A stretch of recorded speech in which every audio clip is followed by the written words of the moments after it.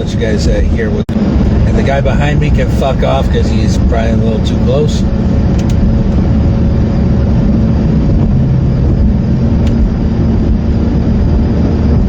Okay, it's moving just fine except for that noise, and it seems to be directly impacting my fuel.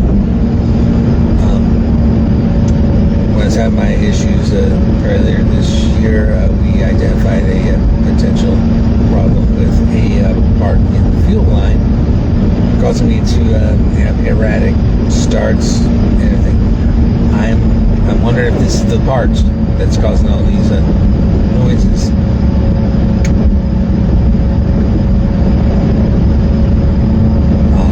I guess we'll find out a little more tomorrow when I'm going to be in the shop tomorrow anyway for the free breaks. I'll get those for free while I have the points.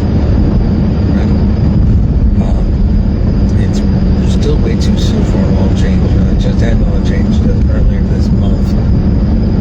I'm already close to the 3,000 miles, and yes, I'm doing 3,000, not 5,000, because I think 5,000 is how I helped to contribute to the problems I eventually had with the old engine.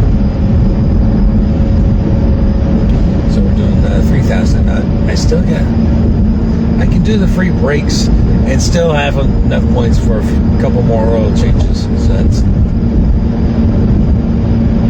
that's good. Just pay the tax on that. Right. So I am thinking that this is that fuel parts that we were talking about. And if it is, well, obviously we're going to wait until after New Year's when I get the check from the Stu estate, and we just go from there. Because I think that's what's going on right there.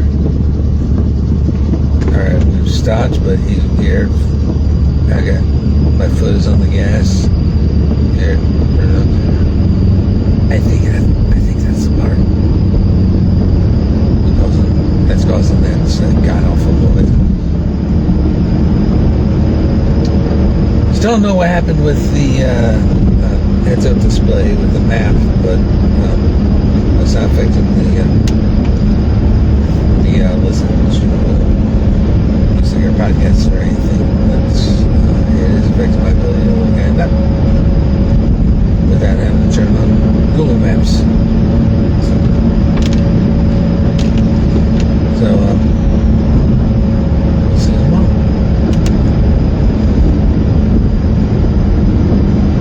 I'm going to leave you with a little more of that sound effect.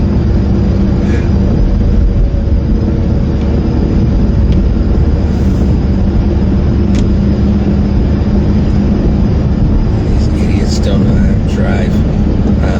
Bad enough that they don't know how to drive when it's dry, but it's fucking raining right now, and they still don't know how to drive.